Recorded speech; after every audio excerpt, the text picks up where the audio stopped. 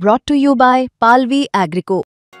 पालवी ॲग्रिको, भारताचा पहिला AI तंत्रज्ञानावर आधारित B2B आणि B2C ई-कॉमर्स प्लॅटफॉर्म। शेतीसाठी जे काही लागणार थेट तुमच्या बांधावर पोहोचणार, मोबाईलच्या एका क्लिकवर।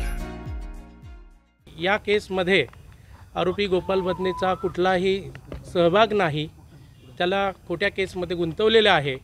आपण केस जर बघितली, या केसमध्ये जे आरोप आहेत ते ती जी पीडित महिला आहे, पीडित डॉक्टर आहेत त्या, आणि त्यांचं शिक्षण MBBS पर्यंत झालेलं होतं आणि ते फलटणमध्ये आरोपी नंबर 2 प्रशांत बनकर याच्याकडे भाड्याने राहत होत्या। आणि या केसमधला सगळ्यात महत्त्वाचा जो मुद्दा आहे, तिचं स्वतःचं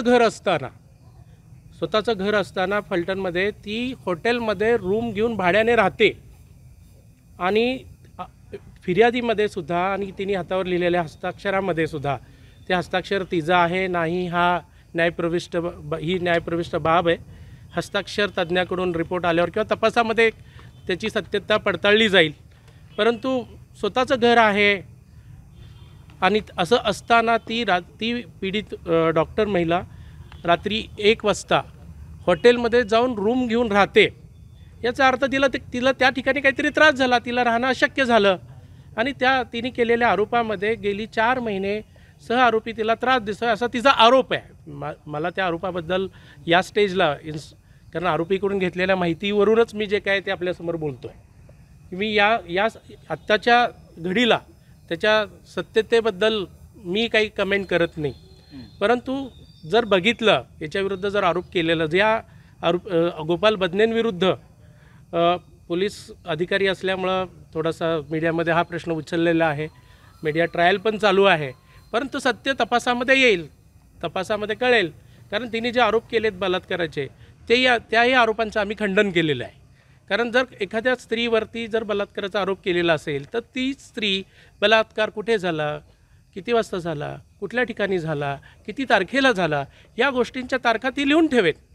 पण आणि या गुन्ह्यामध्ये ही फिर्यादीमध्ये किंवा सरकार पक्षाने केलेल्या आरोपाची एक ही बाब आहे।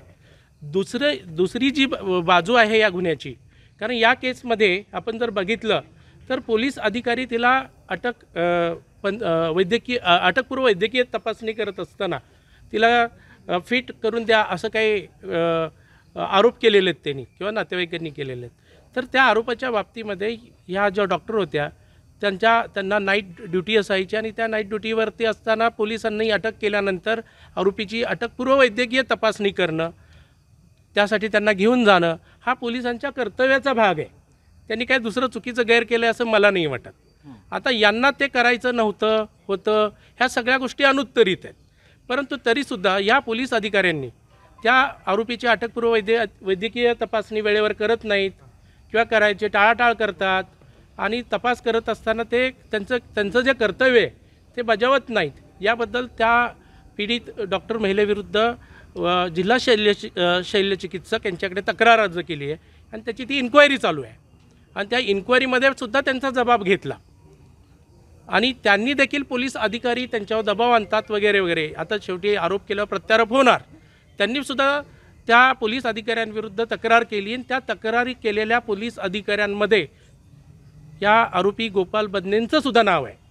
मग इतके वर्ष किंवा इतके काय 4-5 महिने हा विषय चालू आहे, ह्या 4-5 महिन्याच्या कालावधीमध्ये त्यांनी या आरोपीने तिला लैंगिक अत्याचार केले किंवा इतर काय तिला त्रास दिला याबाबत कुठेही तक्रार केलेली नाही।